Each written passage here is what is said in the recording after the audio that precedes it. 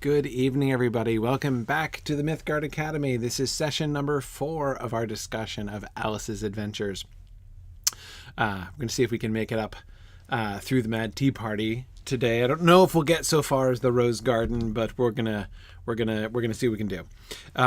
Anyway, so quick announcement before I begin. I just wanted to remind folks we are now, we're 14 hours ish from our deadline. So tomorrow by noon Eastern time that's our deadline to notify the venue about our final numbers for in-person attendance at Mythmoot this year. So Mythmoot coming up very soon. About 2 weeks away now. 2 weeks from now, I'll be on the road to Virginia to head down to Mythmoot. But we do have to notify them by tomorrow. So tomorrow at noon Eastern time, whatever time of day that translates to for you, that's when our deadline is. So if you want to register in person, then you can do that. There's still time. Barely, right? Get right on it because there's only about 13 and a half hours left. So definitely get on that if you want to attend with us. So tomorrow, Thursday, June 9th, 2022 is the deadline. I say the year sometimes because, of course, I know that sometimes people will watch these like years later and get confused about my announcements, but there we are. Okay, so wanted to make sure everybody remembered that. Now let's jump straight back into Alice. It's time for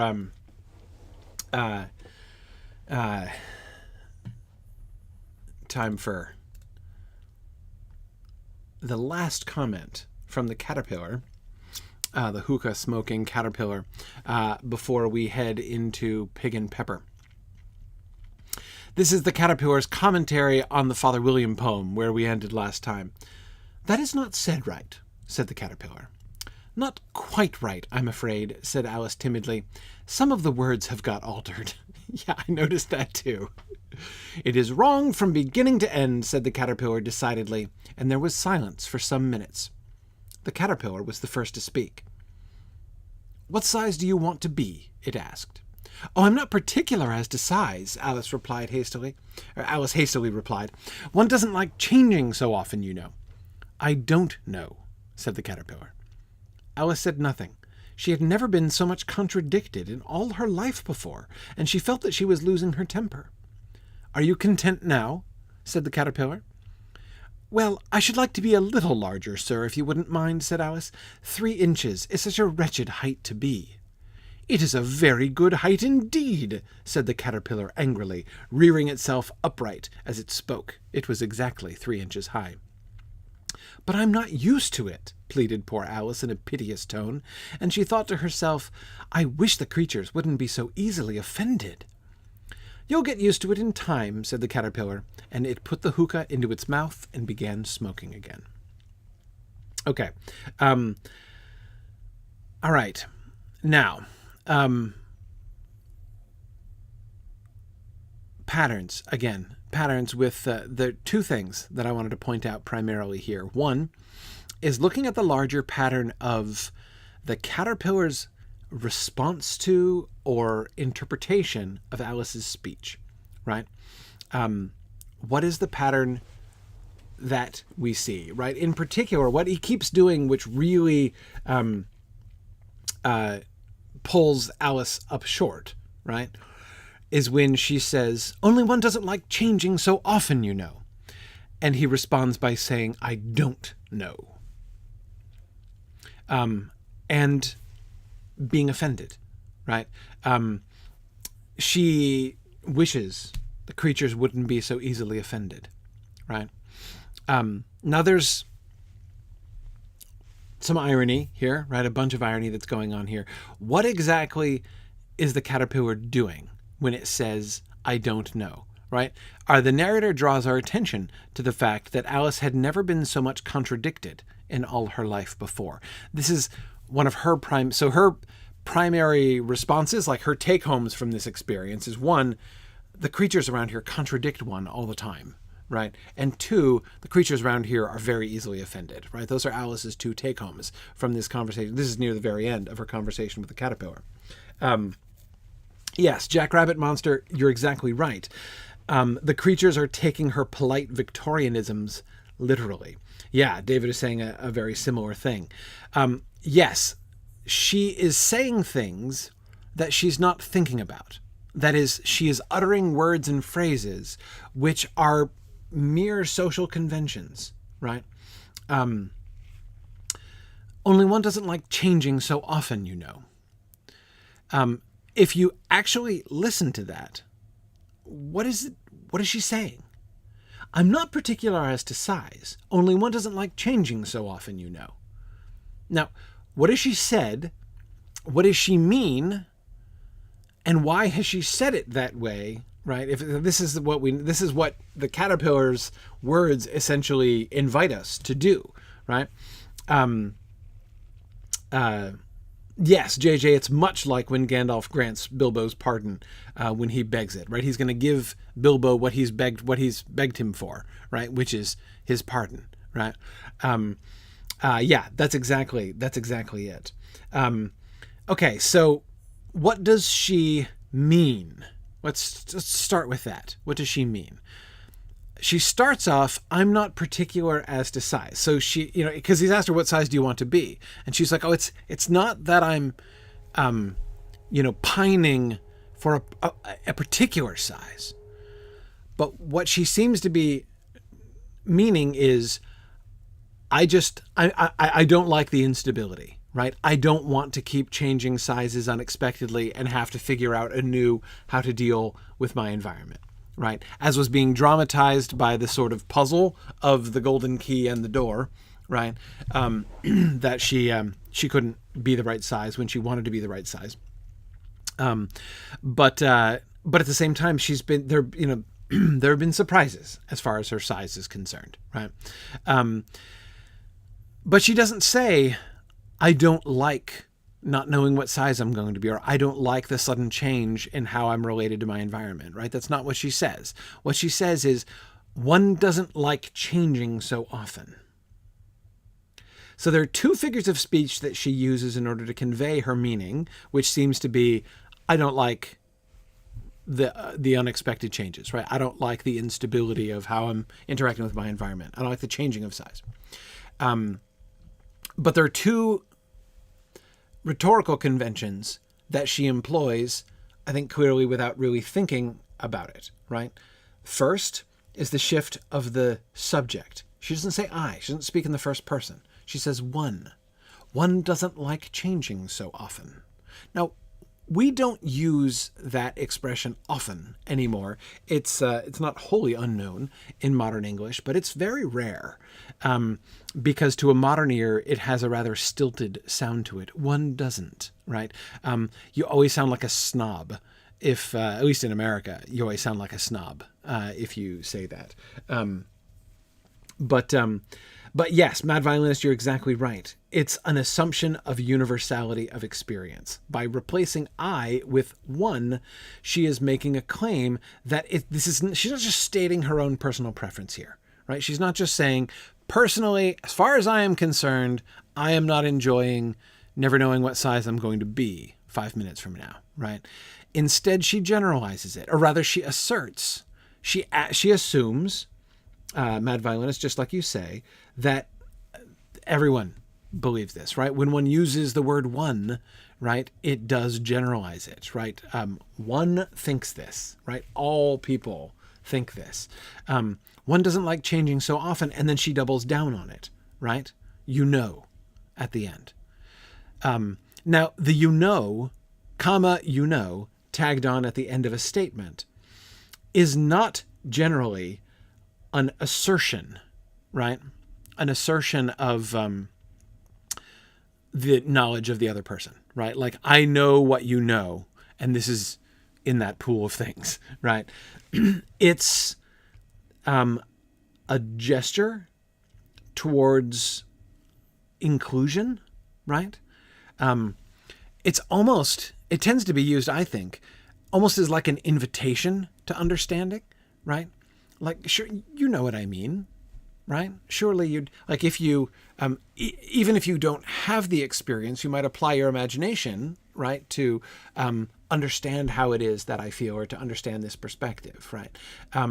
It's not generally an assertion of, like, again, I am confident that you have this information, right? Yeah, it is also an invitation for the other person to respond. Mighty Felix, you're exactly right. Like it's like a conversational cue, right? You're supposed to say something. You're supposed to agree now, right? Your line is, "Oh yes, of course," or something to that effect, right?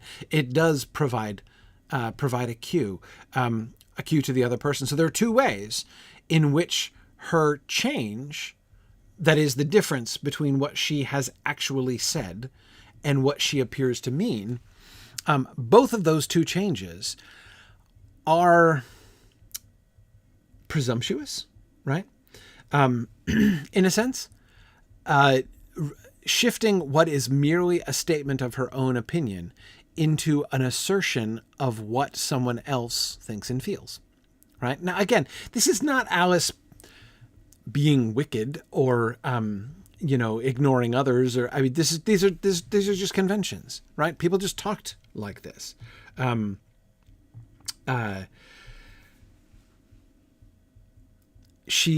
use of these rhetorical techniques is, I believe, wholly unconscious, right? She's speaking like polite people speak. But the caterpillar does not play along, right? As normally one would play along, right? And it calls her up on the claim, the statement she has made, right? Taking it not as some kind of conversational tag, some kind of, conversational cue, right, in that little tag phrase at the end. And Rachel Port points out, think of the changes a caterpillar goes through, right? Right, exactly. They were talking about that before, where Alice was making some assertions, like speaking like she knows better than the caterpillar what the caterpillar's experience is going to be. Because in school, in her lessons, she's learned all about how caterpillars turn into butterflies, right? And so knowing what the future holds in store for this caterpillar, she is confident to assert that it's going to experience some changes. So she, on the one hand, she tries to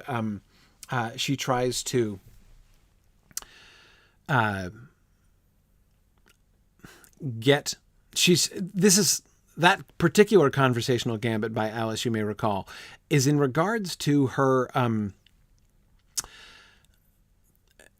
again complaining about changing her own size so much, and the caterpillar not seeming to really care very much about how she was feeling about that. And so she was trying to link it to something within the sphere of the caterpillar's, well, not experience, but in the caterpillar's world, right? But yet in doing so, she was making assertions about what the caterpillar was likely to think about it, that he would find it strange to become a chrysalis and then a butterfly. And he disagreed forcefully that he would not find it strange at all. Anyway, so as far as the irascibility Thistledown, I think there are a couple things here. One is simply a lot of the characters in the Alice books, who are not Alice, this is one of the dominant themes, well, motifs at least, in the Alice books, both of the Alice books, is this drawing our attention to the words that we say, and drawing our attention, moreover, to the amount of work that we leave other people to do, actually there are many things that we say which require others to play along with us pretty actively, right? To really kind of enter into what they know we mean, right? Sometimes it's as simple as a sarcastic statement, right? Where, again, if you don't play along with a sarcastic statement, a gulf opens up a gulf of communication opens up pretty quickly, and it's awkward, right? The caterpillar is doing something similar here, right? The caterpillar won't go along. So by having this is a trend, as I say, in a lot of the creatures that Alice meets both here and in Looking Glass House. She finds people who just don't play along like this, and that's in itself, it draws attention to a lot of elements of her speech. But here's the other thing. Remember the problem that Alice was having with the dormouse, right? What kept happening? Not the dormouse. The dormouse is in the future. I'm talking about the mouse that she was first swimming with, and then who then attempted to dry her very kindly with the recitation of that very dry passage, and then who recited the tale poem, right? The long sad tale. And Alice kept the gap that opened up between them was not because the mouse was refusing to play along with Alice, but Alice refused to invest herself in the mouse's point of view, right? One might drop a reference, perhaps, to one's cat, especially if one is as fond of one's cat as Alice obviously is, right, to her cat Dinah. But she not only refers to dogs and cats both in conversation with this mouse, she allows her conversation to move into the specific area of boasting about how good they are at catching mice and rats, right? The dog and the cat. And obviously the level of social, I was going to say social ineptitude, but it's not just ineptitude, obliviousness, right? And we talked about this. Alice does not take in, it seems like Alice does not take in that there is another person, that other person is quite different from her, being, of course, of a quite different species, right? And who would therefore look at the world in a quite different way and not be charmed and thrilled to hear about her ferocious pet cat. Extreme social insensitivity, Jocelyn, sure, at the very least. And now, you take that situation, right? We remember back to that situation and then look at what the caterpillar is now doing to Alice, right? Or no, let me instead say what Alice was not doing for the mouse and what Alice is now, through her figures of speech, insisting that the caterpillar does for her, right? Notice she puts her foot in it very similarly here, as she doesn't bring up, creatures that kill caterpillars, at least. So in that sense, she does better.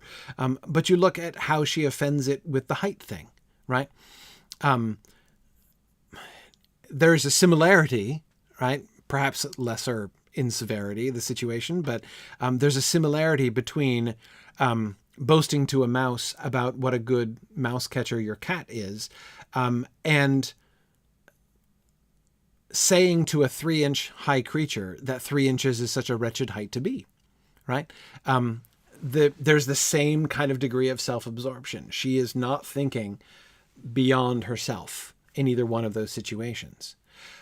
But as the caterpillar draws our attention and Alice's attention to, her own wording, her own phrasing persistently insists that other people invest themselves in her and her perspective, right? Not just listening, not only listening to what she was saying, which is more than she did for the mouse when the mouse was telling its long, sad tale.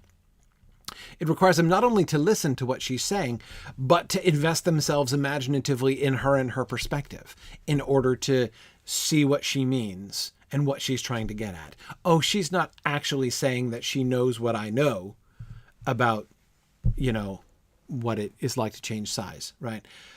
She only just meant that as an invitation for me to agree, or an invitation for me to empathize with her, right? You have to invest yourself in imagining the perspective and motivations of the person who says it. That's what those expressions demand of people. Now, that demand, it's not an abnormal social demand, right? Many things in our conversation make those kinds of demands, right? You can tell, just think, again, as I said with the sarcasm example, think of other examples when that has misfired, one way or another, right? When someone is mistaken you, when you were joking about, so maybe it's not just sarcasm, but you were joking about something and somebody took it seriously, right? Or the opposite, right? You were serious about something and somebody took it for a joke. And the awkwardness, or worse than awkwardness, that can sometimes come for that. Many of our conversational and even linguistic conventions rely upon this kind of social empathy, this kind of social connection between people. Alice has shown a lack of it, right? And now the creatures are also showing a lack of it. It's manifesting in a different way, right? But I think that's why we get the reference to her being contradicted. Because, of course, that's another thing that polite people don't do very often, do they? Right? Think about Victorian conversation. Any of you have ever read... It's not exactly Victorian, because I think that this is pre-Victoria, in fact. But anyway, 19th century polite speech, right? A flat disagreement with something like what the caterpillar said. I don't know, right? Any of you who have read much 19th century stuff, what would be the polite way to disagree? If somebody said, only one doesn't like changing so often, you know. What would be the polite thing to say? If you don't want to go along with it, right? If you don't want to just mutter a polite nothing like, oh, to be sure, right? That would be one way to say nothing really at all, right? Now, it sounds like you're really saying something. If you say to be sure, right? Would mean, sounds like a firm affirmation. But of course, in social context, oh, to be sure, just means I've made a vaguely positive noise in your direction so as not to disagree with you about that thing you just said, right? Something like, well, I don't know. I like that one. Yeah. Well, I don't know, right? He's saying a similar thing to the caterpillar, right? But less forcefully, right? Or to say, I've heard that some do, right? Well, I don't know. I've heard that some do, right? To say something like, I very much see that, right? That's an interesting one, Jocelyn, right? To create a distinction where you're separating yourself from it. You're not saying you feel the same thing, but you're not disagreeing with him. And just the way the caterpillar keeps just stonewalling her. I don't know, right? And then, after he contradicts, it is a very good height indeed. Then there's where is it? There's silence. Oh yeah, no, there's silence for some minutes at the beginning. It was wrong from beginning to end. Again, that's clear. That's honest. We didn't even talk about that exchange, but Alice is doing the same thing, right? Not quite right. Some of the words have got altered. She's inviting the caterpillar to be polite, right? He has said a relatively neutral thing, right? That is not said right. Not quite right. Some of the words have got altered. It did seem a bit off, yes. Would have been a much politer response, Mad Violinist, right? Or even, to respond by sort of a compliment which yet affirms, in fact, the wrongness, right? Or like something like, it is easy to get confused, or reciting poetry can be so troublesome, or something like that, right? Where you're that still can be really cutting, right? But nevertheless, yeah, good. Jackrabbit Monster says, I'm surprised he didn't call her I'm afraid, which is another one of those phrases which does not really mean exactly what it says, right? And I think Jackrabbit, the reason he didn't call her on that is that it's a statement about herself, right? Perhaps she's fearful. He doesn't know, right? What he calls her on is when she makes statements about him, like, right? But anyway, he's having none of it, right? None of those sort of social games. It is wrong from beginning to end.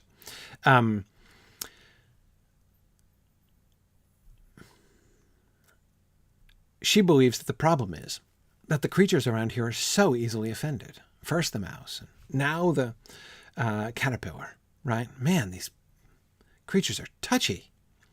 And they are. Like, it's not to say that they're not acting badly in some ways. You know, this if you went around acting like this, and I think we've all known some people who do kind of act like this, right? People who deviate from expected social conventions, you know, who might, like, sorry, thinking 19th century stuff. I've got like Jane Austen and other things in my head, so I'm thinking of Lady Catherine de Bourgh and how she prides herself on her frankness of temper, right? People who pride themselves on their frankness, right, and don't play this kind of game and sugarcoat things and mutter polite nothings or whatever, but will, you know, tell you exactly what they think because that's a virtue in them, right? We've all known some people like that, I think. We've seen, again, breakdowns of, you know, sort of social connection in this kind of way. Anyway, yeah. It's not that the caterpillar is acting handsomely, right?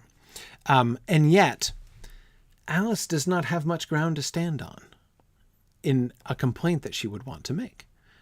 Because although it's in very different ways, she wasn't rude to the mouse or to the caterpillar in the same way, right? And yet there is a reciprocity here between them, even though she feels like she's the victim, right, of his touchiness, right, and his, you know, and his, well, again, the extreme frankness of the caterpillar's character. I said there were two things. That was one. The other, which will be shorter, I think, is this is the second reference. And whenever something is repeated like this, I can't help but think it important. And that is, do you remember, what should we be remembering when we hear in the very middle of this passage here, Alice had never been so much contradicted in her life before, and she felt that she was losing her temper.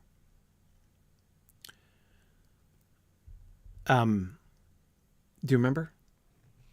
That should jump out at us. If we're reading carefully, that should jump out at us. Do you remember? Do you remember what the caterpillar told her at the beginning of their conversation, at the opening of chapter 5? Not the very opening, but in the beginning of chapter 5. The caterpillar told her she must keep her temper. You must keep your temper. Yes, keep your temper. That was the caterpillar's advice. And now the narrator is casually informing us that Alice is beginning to lose her temper. Now, I'm not sure about this. Tell me what you think about this. This is a theory of mine, but I'm not sure if it's justified. Do you think that Lewis Carroll might be playing on that concept? We don't often think about what that phrase means. Keep your temper, right? Or to lose your temper. Either whether one keeps or loses one's temper. But I wonder if Lewis Carroll was enough closer to it from we that he was more aware of it and was making a joke, even a pun on this. So, your temper. It's about your humors. It's a medieval thing. It's how your humors are balanced and tempered with each. So your temperament is how your humors are balanced in your body. That's what the phrase means originally. So to lose your temper. So if you keep your temper, that means you keep yourself balanced in your normal way, right? You can tell because you're acting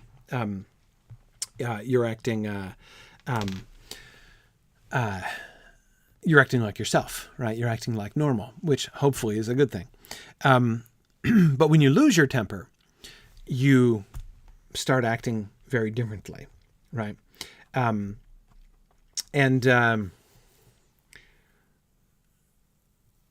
Yes, the temper, as in metallurgy, Mad Violinist, is related. It's the same idea, right? That is, again, how things are like mixed and balanced, right? In order to make the correct, to have everything in its correct ratio, right? It's the same idea. again, you lose your temper and your emotional control is gone, right? Your balance, your internal balance is different. So originally, it was it was understood to be a physiological thing, right? Your humors are all out of whack, right? Too much choler and your, that's CHOLER, not COLLAR, of course. Anyway, that's what, now we retain that language. Like, so this is one of those examples, of course, of metaphorical phrases, which used to be literal, then became metaphor, then were retained long after any familiarity with the substance of the metaphor was gone, right?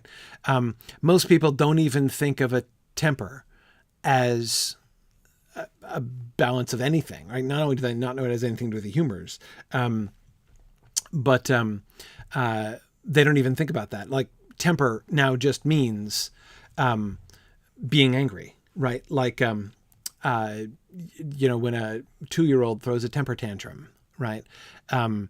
There's only one kind of temper. Exactly. Tarlonia was just thinking exactly that same thing. Yes, exactly. So we've long since lost what this metaphor was. I'm wondering, do you think Lewis Carroll had lost it entirely? Here's why I ask this. I can't help but think that it's connected to the changing sizes so much. One doesn't like changing so much. Alice's complaint is that her size is unstable. Her body, she can't keep the temper of her body, right? Her body keeps getting out of whack, growing bigger and growing smaller. What was the caterpillar's advice? Keep your temper. Well, what does that have to do with anything, right? And now she's losing her temper. To which in response to which the caterpillar says, "Are you content now?" Right? Anyway, I'm not sure.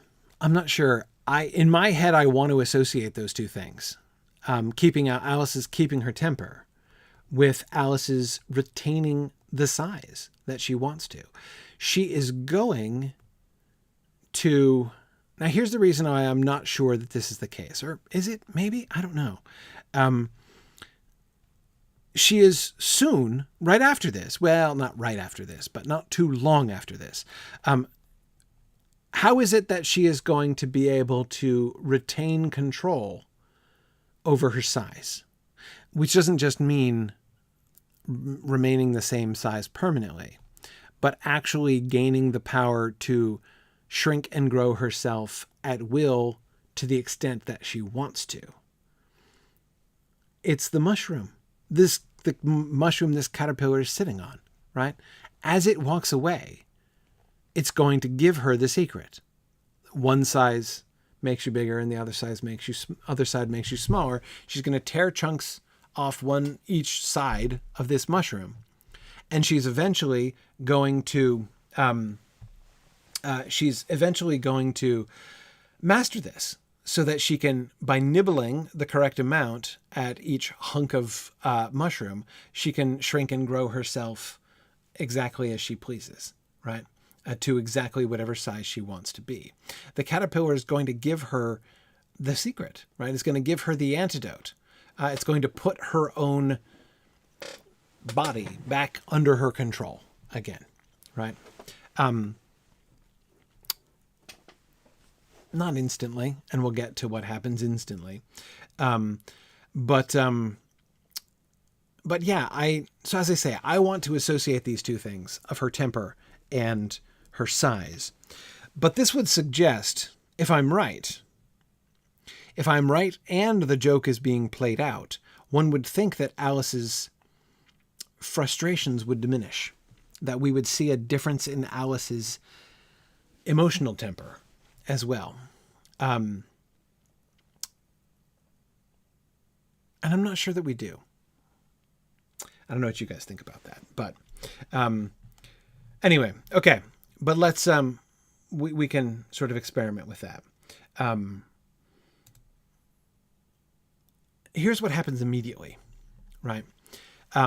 Immediately she grows very, very tall, but this is not just a proportional growth. Here, her neck grows tremendously long. Other parts of her body are growing elongated as well, right? But her head is now above the trees on a radically elongated neck, right? And she's talking to a pigeon who is accusing her of being a serpent because she has this huge, long, snaky neck, right? And just as I'd taken the highest tree in the wood, continued the pigeon, raising its voice to a shriek, and just as I was thinking I should be free of them at last, they must needs come wriggling down from the sky. Ah, serpent! But I'm not a serpent, I tell you, said Alice. I'm a... Well, what are you? Said the pigeon. I can see you're trying to invent something. I'm a little girl, said Alice rather doubtfully, as she remembered the number of changes she had gone through that day. A likely story indeed, said the pigeon in a tone of the deepest contempt. I've seen a good many little girls in my time, but never one with a neck such as that. No, you're a serpent, and there's no use denying it. I suppose you'll be telling me next that you've never tasted an egg. I have tasted eggs, certainly, said Alice, who was a very truthful child. But little girls eat eggs quite as much as serpents do, you know. I don't believe it, said the pigeon. But if they do, why, then they're a kind of serpent. That's all I can say. This was such a new idea to Alice that she was quite silent for a minute or two, which gave the pigeon the opportunity of adding, You're looking for eggs. I know that well enough. What does it matter to me whether you're a little girl or a serpent? It matters a good deal to me, said Alice hastily. But I'm not looking for eggs, as it happens. And if I was, I shouldn't want yours. I don't like them raw. Okay.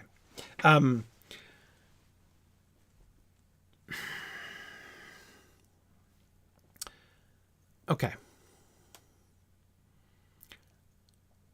This comes back to the theme of Alice's identity. Remember Alice concluding that she must have woken up as somebody else today, right? Because if she were herself, everything is different, and so therefore she can't be herself, right?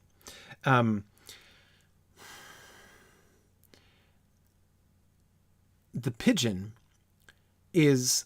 begins by touching a rather raw nerve for Alice, right? By asking a relatively simple question, right? What are you? I can see you're trying to invent something, right? She should be able to answer clearly, but she's rather doubtful. I'm a little girl, she said. As she remembered, she said Alice rather doubtfully, as she remembered the number of changes she had gone through that day.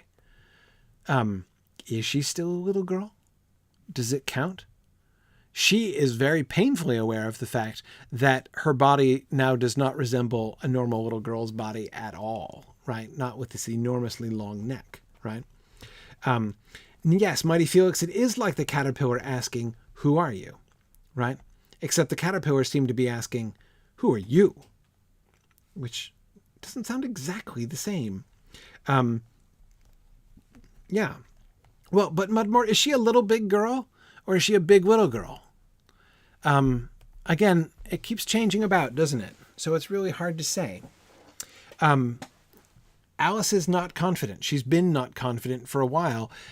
Now we see her being not only lacking confidence about who she is. Is she Mabel, right? Has the worst come to the worst and she's Mabel now? Or is she even a little girl? Right now she doesn't even know what she is for sure, right? She stumbles over it, which the pigeon calls out, like you're trying to invent. I've caught you in a lie, right? You're obviously a serpent, or else you would tell me what you actually are, right? And you can't even think up a lie fast enough, right?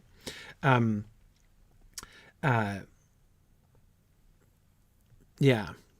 Then it goes on to prove that she's actually a serpent, right? And Jack Rabbit, I agree with you. I do think that there's a play on simple syllogistic reasoning, right? All serpents eat eggs. Little girls eat eggs. therefore little girls are a kind of serpent, right? I mean, that's, yes, that's a logical fallacy. And I'm not sure that that isn't a kind of thing she might have done in some of her lessons. But anyway, Alice doesn't know who she is. She doesn't know what she is. And why not? Because of the number of changes she had gone through that day. And remember how she felt that the changes in the world around her, the changes in herself, likely were a consequence of who she was changing. And so probably what she is, has changed too. And the very new idea that if you've tasted eggs, then you must be a kind of serpent, right?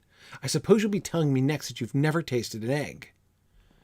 Well, no, of course, Alice has tasted eggs, right? She eats eggs all the time.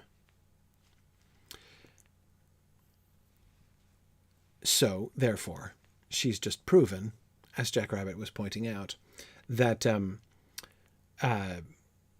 little girls are a kind of serpent. I love how the pigeon won't believe her, right? I don't believe it. I don't believe that little girls would eat eggs. That's a horrifying idea.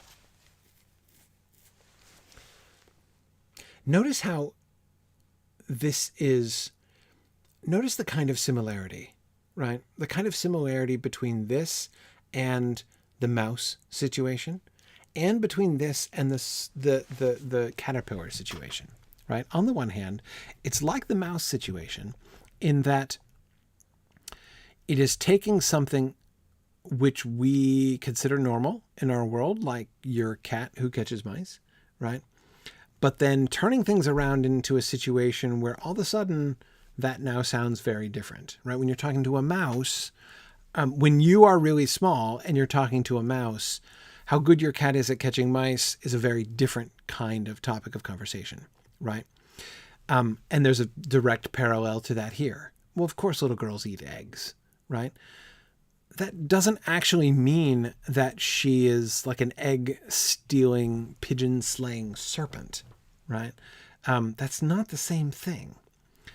And yet, when you're talking to a pigeon who is concerned for the safety of her eggs, all of a sudden, the eggs that, like the soft-boiled eggs that you routinely eat for breakfast begin to look a little bit different, right? You don't think of your cat as, going on a, genocidal spree, killing every rodent it sees, right? Or attempting to anyway. That's just not the way that's not your normal frame of reference for that, right? Similarly, you don't think of yourself as, taking and killing the children of a bird, right? When you have your soft-boiled egg for breakfast in the mornings. And yet, change the framework a little bit, and things look very different, right? Mad Violinist points out she may have eaten pigeon as well. It's very possible. Pigeon pie was a thing. Yes. Yes. Now,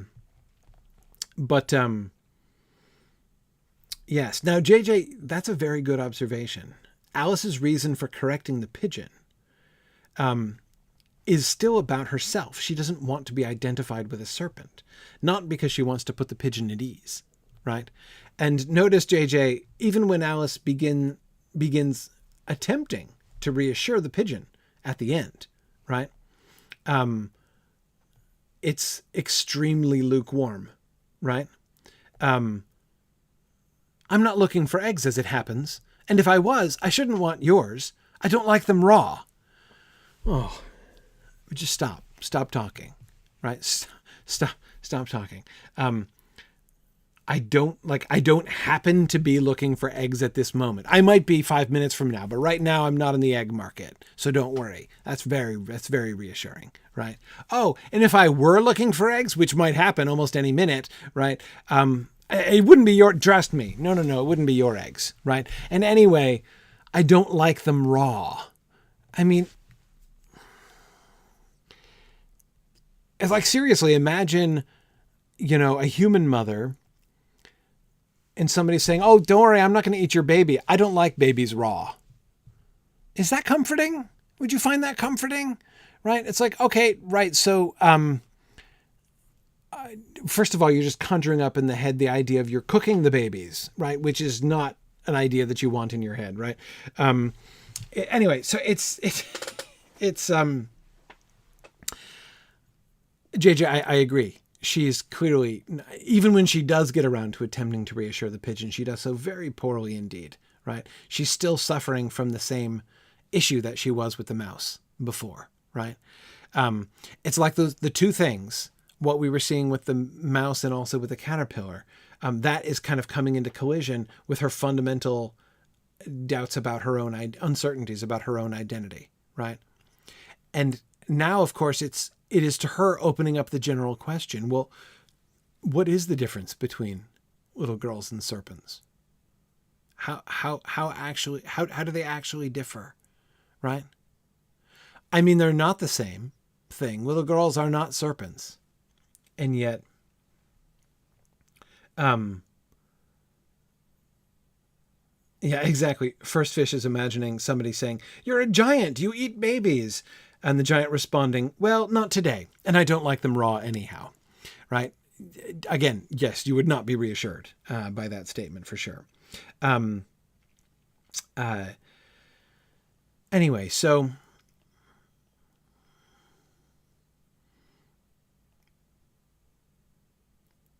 notice how Alice has gotten from who am I? What do I know? What is the significance of what I know? What is the significance and reliability of what I know? Who am I really, right? And now gotten all the way to what am I? What is a little girl? Is it, in fact, a significant distinction to say I'm a little girl and not a serpent? How do little girls differ from serpents, right? Well, apparently relatively little as far as their egg-eating habits are concerned. Hang on to this. We'll come back to it in chapter 6. Here we are in chapter 6, meeting the Duchess. We've just met the Cheshire Cat. And she's talking about the Cheshire Cat to the Duchess. I didn't know that Cheshire Cats always grinned. In fact, I didn't know that cats could grin. They all can, said the Duchess, and most of 'em do. I don't know of any that do, Alice said very politely, feeling quite pleased to have got into a conversation. You don't know much, said the Duchess, and that's a fact. Alice did not at all like the tone of this remark, and thought it would be as well to introduce some other subject of conversation. While she was trying to fix on one, the cook took the cauldron of soup off the fire, and at once set to work throwing everything within her reach at the Duchess and the baby. The fire irons came first, then followed a shower of saucepans, plates, and dishes. The Duchess took no notice of them, even when they hit her, and the baby was howling so much already that it was quite impossible to say whether the blows hurt it or not. Oh, please mind what you're doing, cried Alice, jumping up and down in an agony of terror. Oh, there goes his precious nose, as an unusually large saucepan flew close by it, and very nearly carried it off. If everybody minded their own business, the Duchess said in a hoarse growl, the world would go round a deal faster than it does. Which would not be an advantage, said Alice, who felt very glad to get an opportunity of showing off a little of her knowledge. Just think what work it would make with the day and night. You see, the earth takes 24 hours to turn round on its axis. Talking of axes, said the Duchess, chop off her head. Without exception, my favorite transition in this entire book. Talking of axes, chop off her head. Fantastic. Okay. Once again, Alice having problems with conversation. Once again, her confronting terrible rudeness, right? But notice the rude thing that the Duchess says. First of all, the Duchess just contradicts her again, right? I didn't know that Cheshire cats always grinned. In fact, I didn't know that cats could grin. They all can, and most of them do. Now, that's okay, right? Contradictory, but it's not too bad. Alice herself contradicts, right? I don't know any of them that no, she doesn't contradict. Again, notice that's her negation without contradicting, right? She doesn't say, no, you're wrong. Most cats do not, in fact, grin, right? Instead, she says, I don't know any that do. That's a flat contradiction of what you just said, right? But it's a polite one. It's merely turning it into a first-person statement, right? And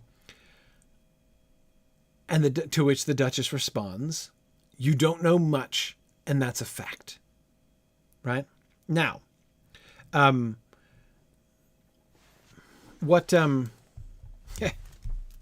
apologize, folks. I just got logged out of my chat thing, so I've lost it. Let me see if I can get it back. Anyway, oh, hooray, I got it back. What I was saying, the Duchess, right. Notice also, you remember why this thing that the Duchess said is going to be particularly stinging, right? You don't know much, and that's a fact. This is exactly what Alice was fearing, right? I mean, she might as well just have called her Mabel and had done, right? Alice very much likes showing off her learning, but it has never gone well when she's tried to do that, right? Because it's turned out that everything has come out wrong. The poetry that she knows has been, got messed up.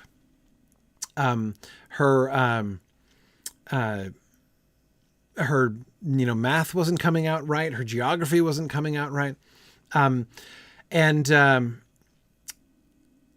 So the Duchess's contradiction, you don't know much, and that's a fact, is true on a couple levels, right? It's true because, first of all, her lessons, things have not gone well since she's been here, right? So badly that she's afraid she's actually Mabel. But also, of course, it speaks to Alice has been very confused for good reason, ever since she came down the rabbit hole, right? She doesn't know much at all about anyone in this world, about how this world works, right? She's only just starting to figure out some of the rules, like with the help of the mushroom chunks that she's holding, right? She can now moderate her size. But apart from that, there's still many, many things that she just does not understand at all, right? It is a fact that she doesn't know much, certainly not much about this world, right? But of course, then there's a third sense in which that statement is also true, right? Which is, it's a brutally honest thing one could say to any 7-year-old. You don't know much, and that's a fact. No, she's not seen much of the world yet. There's many things that she hasn't learned yet or seen. Sure. It is a fact. It is a fact, though rather brutally stated, right?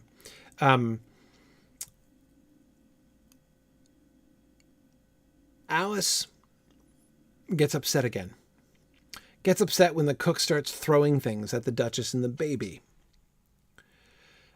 She is afraid that its nose is going to be broken off its face, ripped off its face by the saucepans that are flying by. The Duchess. Now, so this is an interesting moment because Alice is being kindly here. Alice is showing concern for someone else. That seems a step forward, doesn't it? Wanting to help the baby, right? And the Duchess growls at her about minding one's own business, right? If everybody minded their own business, the world would go round a deal faster than it does. That sentence ends in a strange place, right?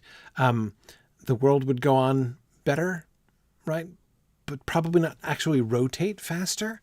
And Alice points out we actually wouldn't want the Earth to rotate faster, right? She's going to show off a little knowledge, show that she does know a good deal, and that's a fact, right? And here, notice that the fact even comes out right. She's quite correct about the Earth taking 24 hours to turn around on its axis, and that would, make crazy work with the day and night. The Duchess, absolutely not interested, right? Seizing on her word in a very remarkable way, talking of axes, chop off her head. Reciprocating her kindness, not just with rudeness, but with this brutality. Speaking of brutality, oh, don't bother me, said the Duchess. I never could abide figures. And with that she began nursing her child again, singing a sort of lullaby to it as she did so, and giving it a violent shake at the end of every line. Speak roughly to your little boy, and beat him when he sneezes. He only does it to annoy, because he knows it teases. Chorus, in which the cook and the baby joined. Wow, wow, wow. While the Duchess sang the second verse of the song, she kept tossing the baby violently up and down, and the poor little thing howled so that Alice could hardly hear the words. I speak severely to my boy, and I beat him when he sneezes, for he can thoroughly enjoy the pepper when he pleases. Chorus. Wow, wow, wow. Funny thing, I was doing a little web searching to see if there was if I could find an analog, like if there was a lullaby that he was deliberately adapting, like the other poems that we've seen. I couldn't find anything. I'm not a Lewis Carroll scholar, but I was doing a little casual searching to see if I could find anything. I found several places where this poem was anthologized or included, and there were a couple places where I found it and without context, just extracted as a poem. And there was this one site where like there were comments open on the poems, and the first comment on this poem was just by somebody who didn't know the context at all, right? And they were just like, this is the most horrible lullaby I've ever heard. I can't even believe anyone would write a poem like this, right? It was just this. There was this quiet shock in response to, like, speak roughly to your little boy and beat him when he sneezes. Talk about that social gap that opens up when someone's making a joke and the other person doesn't perceive that it's a joke. Man, that was a really funny comment. It was a really funny comment, especially like in the Alice context, right? I mean, in a sense, that's like a classic Alice in Wonderland internet comment, right? It sounded almost like Alice herself, actually, right?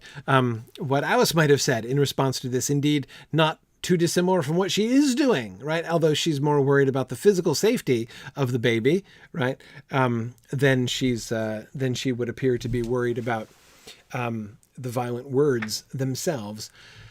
We have here in the Duchess's actions and lullaby a simple reversal, right? Lullabies are designed to calm babies, right? And send them to sleep. She is agitating her baby, right? Shaking him and then throwing him up in the air. She's being violent to her baby. Clearly, to say the least, she's doing the opposite of soothing her baby, right? Just as the words themselves, though it has the shape of a song. So let's see, what's our meter here? This is in IMs, right? Speak roughly to your little boy. Speak roughly to your little boy and beat him when he sneezes. Same as usual, 4-3, right? The same rhymes, the same metrical scheme we've seen several times before. He only does it to annoy because he knows it teases. All right. Again, we have a clear reversal, right? And notice, by the way, it even imitates, think of the number of lullabies in which you sing about singing a lullaby to the baby, right? I remember long ago when my sons were babies, we had a couple lullaby CDs that family members gave us that we would sometimes put on just to have music in the background. We're trying to put the baby to sleep. We're like, okay, play the lullaby CD.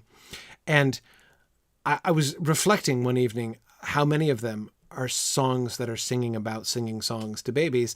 And I was just kind of thinking about the infinite regress that seems to be invited in that kind of situation.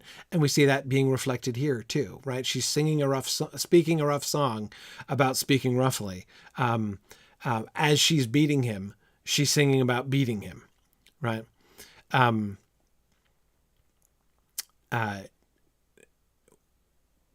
What's going on here? Why? This is a bizarre scene. What's happening? What cues do we get to understand? Alice is very perplexed, very disturbed, right? She's jumping up and down in agitation. You don't treat babies like this, right? Speak roughly to your little boy and beat him when he sneezes? Beat him when he sneezes. Okay. So it's not just talking about garden variety severity with your child, right? Like a severity of discipline or something like that. There are certainly many who have made arguments for beating your children constructively, right? Educationally and that sort of thing. That's generally the context there. And this is not in that context, right? When he performs this involuntary action of sneezing, beat him. Why? Because he only does it to annoy. We are projecting a malicious motive on this involuntary action of sneezing, right? And then, the malicious motive because he knows it teases, right? He only does it to annoy because he knows it teases, right? He's sneezing with malice aforethought. That's why it's appropriate to speak roughly to him and beat him, right?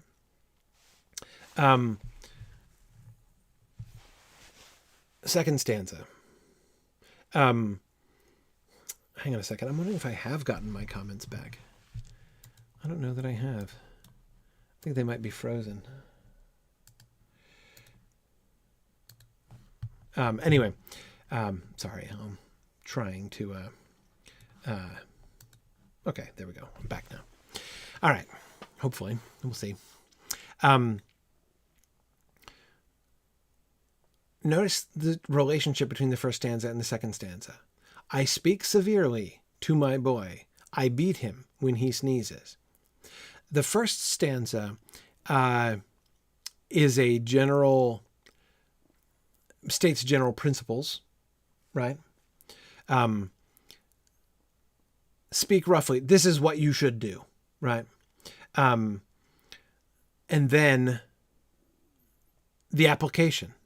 I do this, first person. I speak severely to my boy. Look at me applying the principles that I was just articulating, right?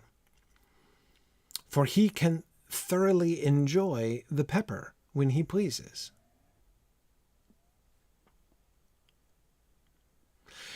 That last stanza would seem to be the key thing here. For he can thoroughly enjoy the pepper when he pleases. Oh, he did! Mighty Felix, I did miss it! Yeah. Jackrabbit, can you link to it? I figured there must be one, but I couldn't find it. Yeah, let's get the original. That'd be awesome. So yeah, Jackrabbit, if you can link to it, I would really appreciate it. Anyway, as I say, those last two lines seem to be something like, I don't know, the turn or something in this poem. For he can thoroughly enjoy the pepper when he pleases.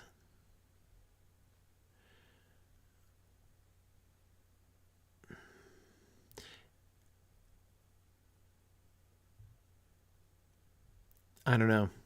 I mean, I see the link between sneezing and pepper, I think. I don't think I get this, but it seems to be a turn. Notice how it turns towards the positive, right? Not just saying negative things. He only does it to annoy because he knows it teases. He can thoroughly enjoy the pepper when he pleases. Oh, I see. Hang on a second. It's still a complaint. He can thoroughly enjoy the pepper when he pleases. When he wants to, he can thoroughly enjoy the pepper, right? Right. Okay, no, I see. It is actually a repetition. He only does it to annoy. He doesn't have to sneeze, right? Right. He doesn't have to sneeze. It's just yes. When he pleases, when it pleases him, he can thoroughly enjoy the pepper, right? But when he sneezes, he's just doing it to annoy. So you should beat him and speak severely to him. I think, yeah, no, I think that's the context of that last line. So it is still a repetition. It's not turning things around at all. Okay, Speak Gently by David Bates, huh? Hang on, I gotta look this up. I was looking for that and failed to find it, so let's see what we got. Okay. Speak Gently, you said? By Felix? Okay, let's see. Speak Gently by David Bates. Clicked on the wrong thing. Okay.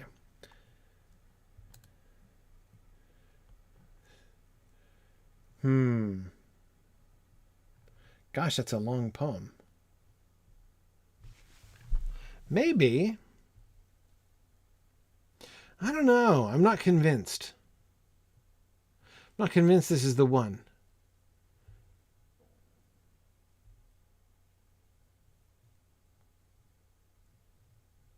I mean, the meter is similar.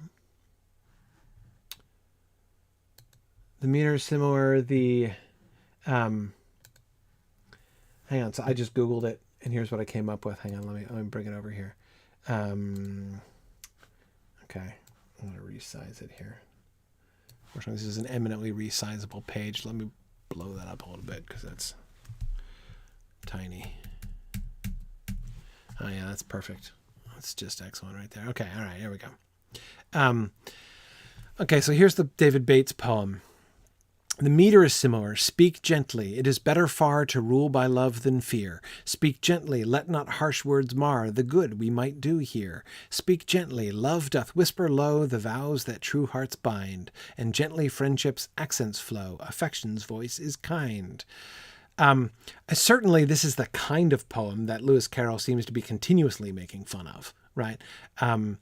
So that sounds promising. The speak gently, speak roughly, speak gently correspondence definitely seems to. Oh, yeah, sorry, I gotta. Sorry, I forgot about my floating Signum logo there.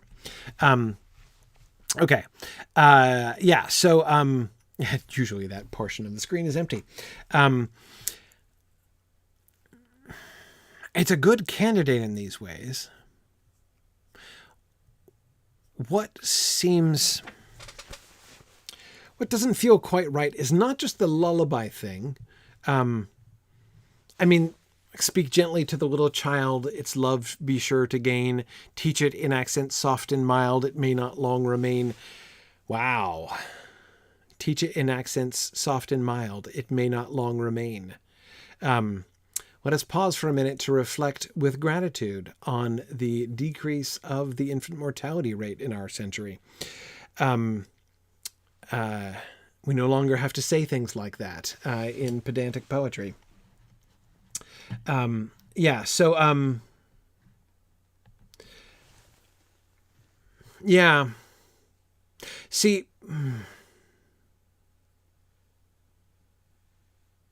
I don't know. As I say, I'm not convinced. It certainly doesn't correspond. It's not a parody in the same way. It's not a parody like the other.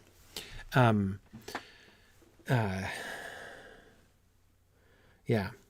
No, it may not long remain, Chris, I believe is referring to infant mortality. It may not long remain alive. It may not long remain full stop. I mean, a fairly significant percentage of children did not reach the age of 12. Still in the 19th century, this is still a big deal. Very, very few families had never lost a child. Like that would have been, one would have been very fortunate indeed to raise an entire family and have 100% of one's children, like 100% of the children one conceived, that the mother conceived grow safely to adulthood. That would have been beating the odds. Not impossible, but a very great blessing indeed. Anyway, sorry. Sober contemplations on infant mortality. By the way, little piece of commentary. This is one of the things that modern people almost never think of when they read older books. Think of how much it would change your entire view of the world if you lived in a world where a significant percentage of children died before they got to age 12, when it was normal to lose your child, and how that might affect how you would think about children, talk about children, include children in stories, right? It's just such a huge, amazingly impactful alteration in how the world works, right? And yet it's something that modern readers almost never think about when they read older books. Anyway, sorry. Okay. Yeah, Jack Rabbit does say a theme of Alice seems to be Carol's distaste for morally improving poetry. Yeah, no, I mean, I can see that. Again, I'm not, so I don't think he's parodying it. It's not the themes of Carol's poem, of the Duchess's poem here. It's not sufficiently close in that way, right? I mean, and it doesn't have to be the very tight kind of parody that the Father William poem is, or even the Crocodile poem. But it doesn't go in the same direction that this does, right? I mean, it starts with speak in the imperative, and so both of them, speak roughly and speak gently, are both of them are giving advice, right? Are sort of advising people, but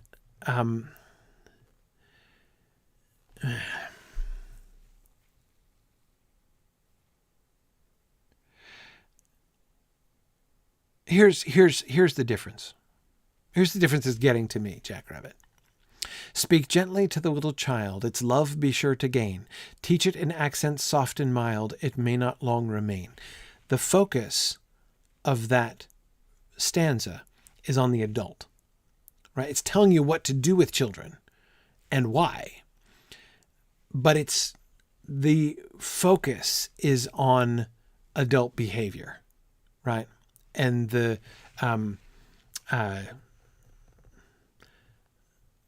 whereas Speak roughly to your little boy and beat him when he sneezes. He only does it to annoy because he knows it teases. The emphasis there is on the child, right? He only does it to annoy because he knows it teases in particular. There's nothing about the child's perspective, right? And so therefore they're kind of going in different, they're not parallel or reversed, right, in the ways that the other, anyway, okay. So maybe it's a strong candidate, if only because of the tone of it, right? I mean, this kind of didactic poetry is just the sort of thing that I was looking for too. Anyway,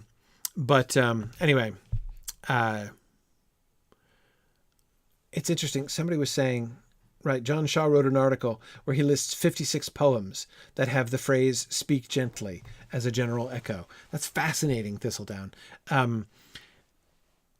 It suggests to me that here Lewis Carroll is not necessarily closely parodying a particular poem like he's done before, but rather invoking a genre, essentially, right?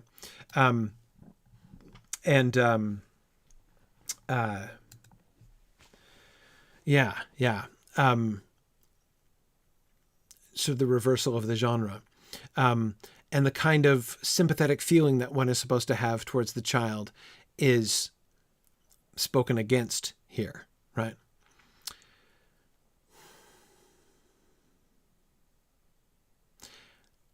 For my money, this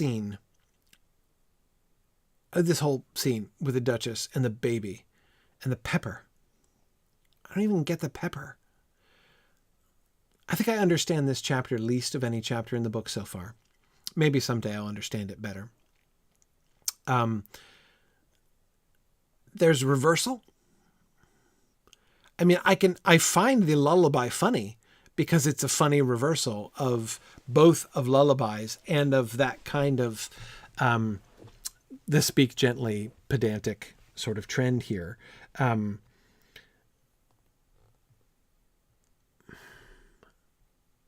But that never seems quite enough. I don't know how to fit it into the general pattern. Other than seeing that there's a similar kind of, just as we were seeing the gap of Alice's social sympathy, right, with the mouse and with the caterpillar. This is an extreme version of that in some sense, right? The extreme lack of social sympathy with the child.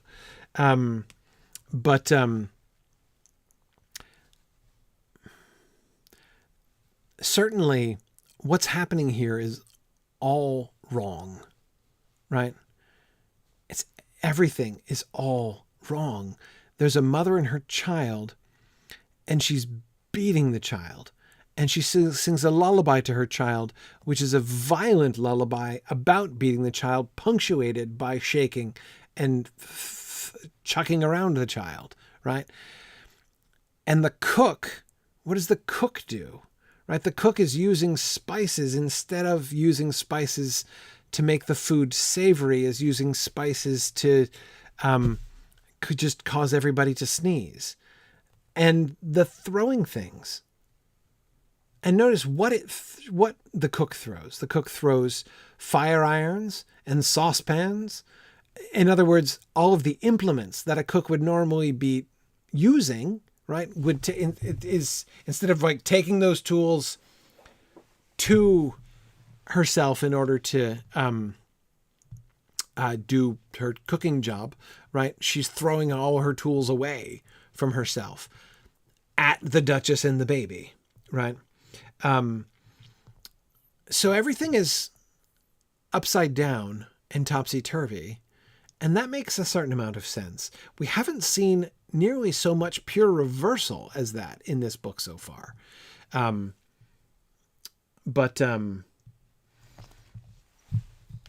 Yeah. It's interesting, Sarah. Sarah says, we've seen Alice being insensitive to others.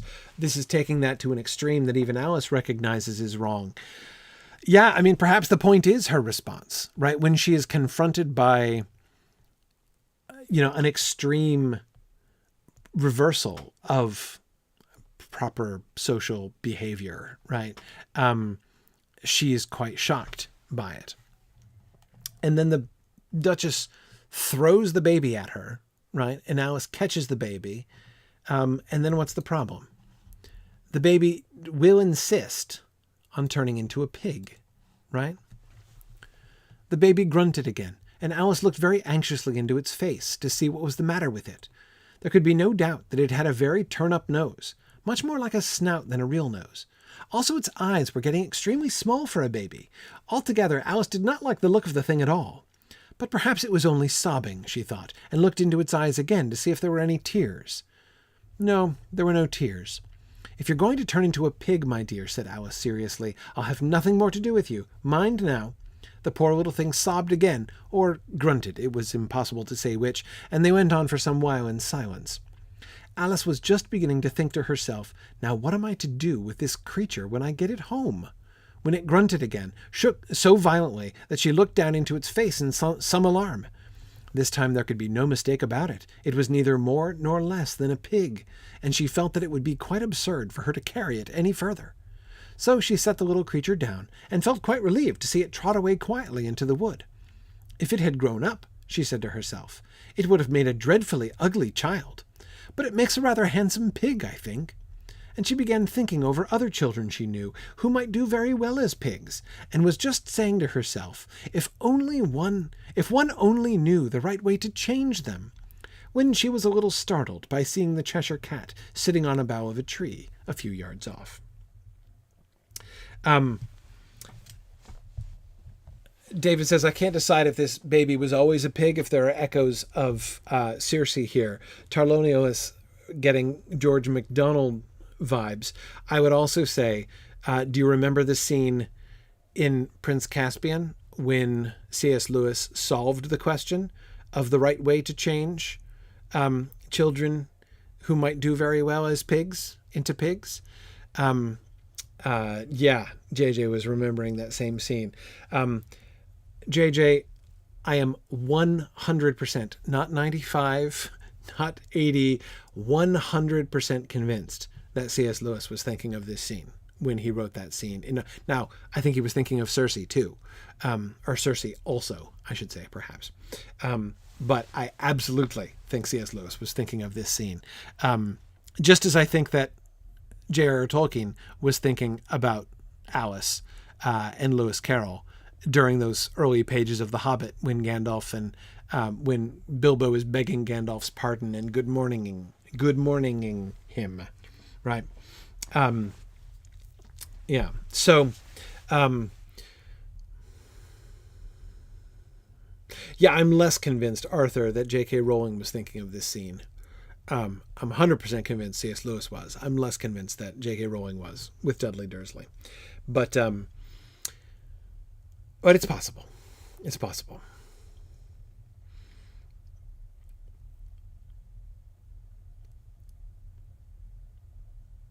Think how this maps onto some of the issues Alice has been having and that we've been seeing with Alice up to this point, right?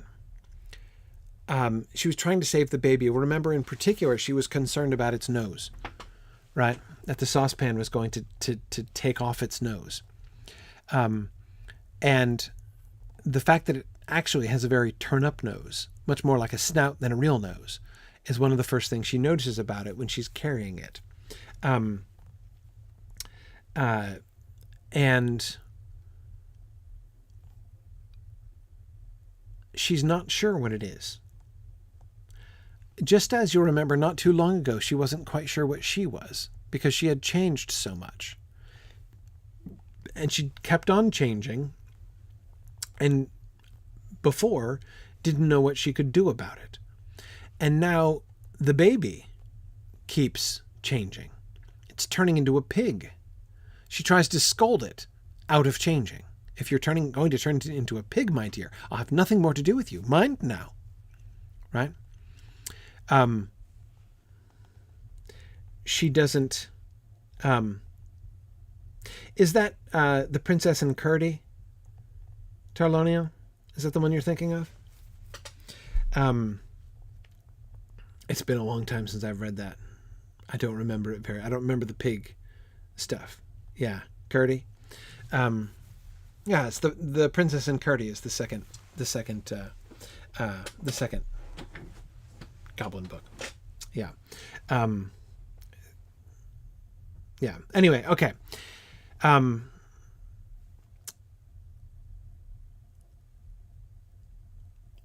The instability, it was her size, and then that mapped onto her identity, her nature. Is she a little girl, in fact? And are little girls or are little girls not serpents, right? Now, right after that, she finds a baby who is not sure what it is. Is it a baby or is it a pig? Was it always a pig? Has it become a pig? She's speaking to it as if it's actually changing in her arms.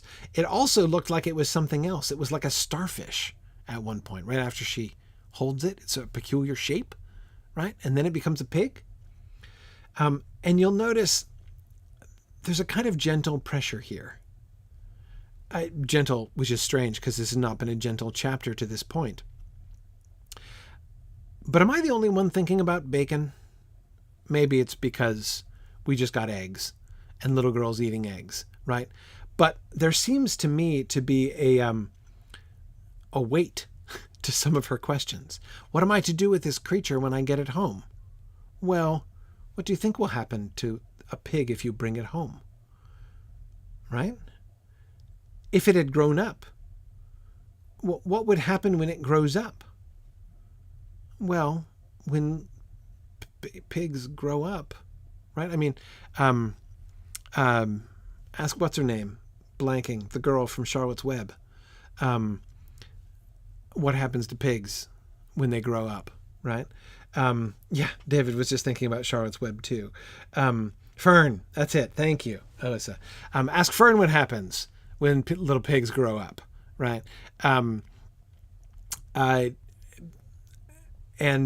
She wouldn't, she wouldn't eat babies, right?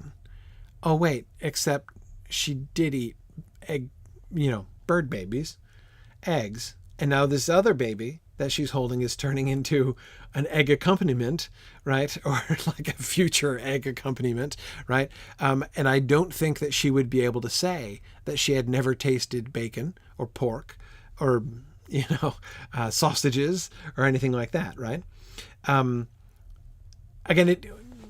we don't go there. We don't go all the way to there. But I can't help but think about that in the context of this. There's the instability of the baby, which brings me right back to Alice not knowing what she is. Is she a serpent or is she a little girl, or are little girls serpents after all, right? JJ says, cows, sheep, and chickens all have other potential uses. Are pigs raised for anything except meat? No. I mean, to dispose of things, right? Like garbage disposal is the other function that they have, but it's pleasantly tied with eating them. Some for truffle hunting, perhaps, jackrabbit, but that's pretty niche, really, and not in England in any case. So I don't think that pigs have any other function. Speaking oracles, Jocelyn, you're right. Occasionally you get the odd oracular pig, but you must admit that to be an unusual occupation for a pig. Not unheard of, obviously, but an unusual occupation for a pig. The reference, of course, is to the Prydain series by Lloyd Alexander, Hen Wen. Yeah. Okay. So questions of identity and the instability of identity still arising. Let's see if we can get into chapter 7. I'm almost ready to declare myself a week behind now. Actually, I think I'm going to declare myself a whole week behind soon. The cat. She runs into the Cheshire Cat again after she leaves. Well, after she runs into the giant puppy, whom I skipped. The cat's just accused her of being mad, and she doesn't like being accused of being mad. The cat says, "Oh, you can't help that," said the cat. "We're all mad here. I'm mad. You're mad." "How do you know I'm mad?" said Alice. "You must be," said the cat, "or you wouldn't have come here." Alice didn't think that proved it at all. However, she went on, "And how do you know that you're mad?" "To begin with," said the cat, "a dog's not mad. You grant that?" "I suppose so," said Alice. "Well then," the cat went on, "you see, a dog growls when it's angry, and wags its tail when it's pleased. Now I growl when I'm pleased, and wag my tail when I'm angry. Therefore, I'm mad." Now, this is the passage, Jackrabbit. I was thinking about this passage when you were talking about how Lewis Carroll seemed to be making fun of logical fallacies before, like the serpents and the girl and the little girls, right? I was thinking of this passage as I think we get some pretty clear evidence here that Lewis Carroll is making fun of illogic, right? Not just things that aren't logical, but the process of illogic, the misapplication of logic and logical proof. I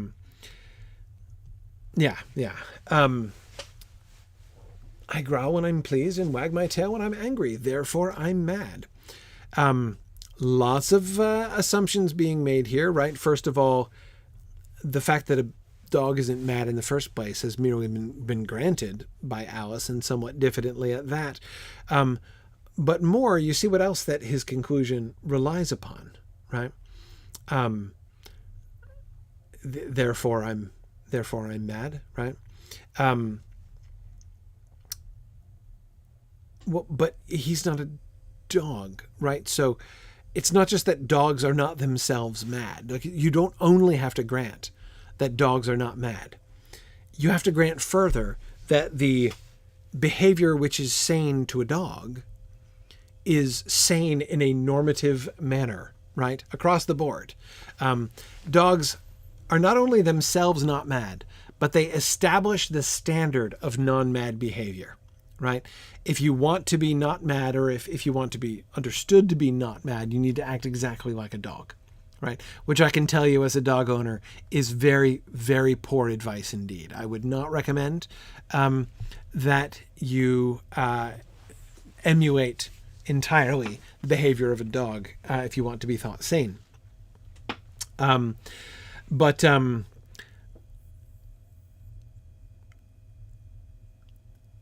you see the lapse. Where is the logical fallacy in the cat's reasoning here, right?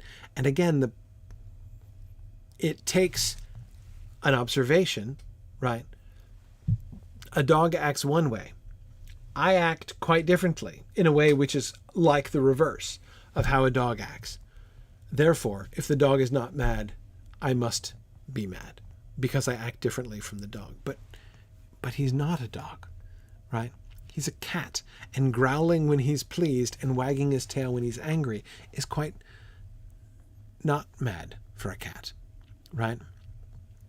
Again, you have to accept the dogs as establishing normative behavior for everybody. Indeed, doesn't there seem to need to be, again, a little bit of that obliviousness, a little bit of that blindness? It's not like Alice being oblivious to other people. The cat's doing it backwards, right? The cat is refusing to contextualize its own self, right?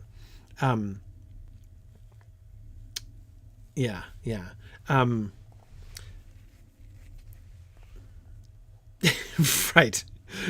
Exactly, Jocelyn. Yeah, I don't think I would accept as a normative baseline anybody that eats its own poop and rolls around in the decomposing corpses of others deliberately. So, Jen Artanis, I agree. I think that there are several plays here, right?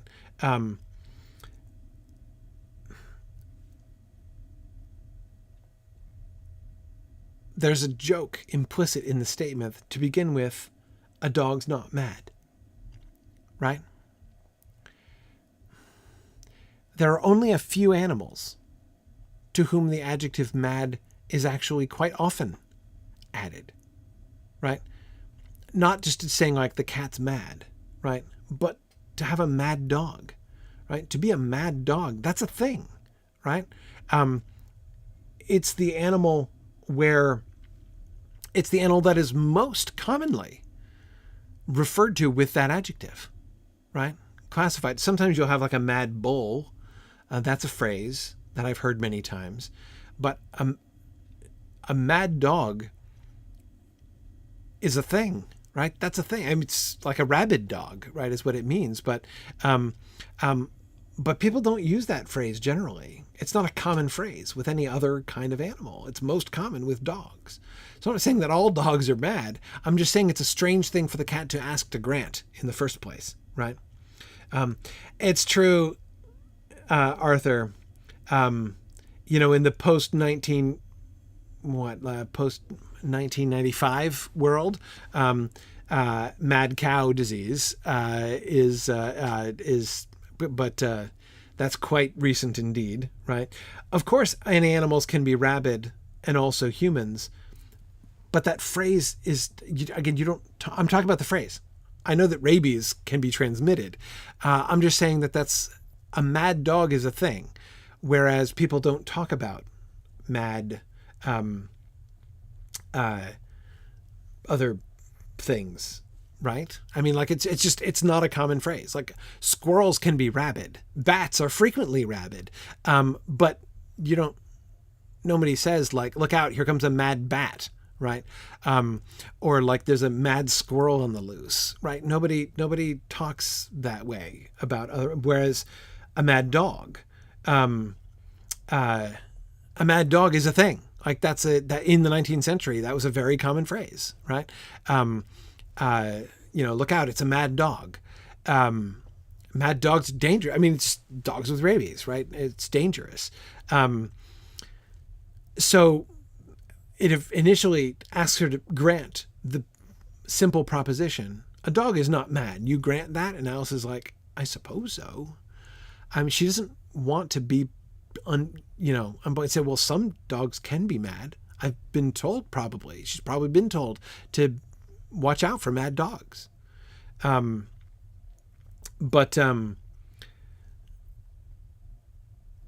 that's actually, I think what Alice just said there, is an example of what I was asking for before, a way to contradict somebody politely, right? I suppose so. A very lukewarm agreement she gives to the cat, right, on its initial premise. Anyway, yeah. Oh, I agree that humans become mad, and the word is, again, that's what the madness in this whole segment of the story is playing on, right?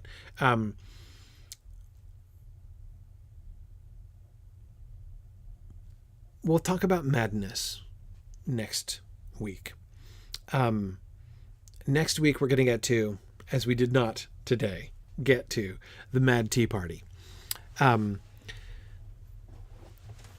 Maybe this will help us a little bit better to understand chapter 6 in retrospect.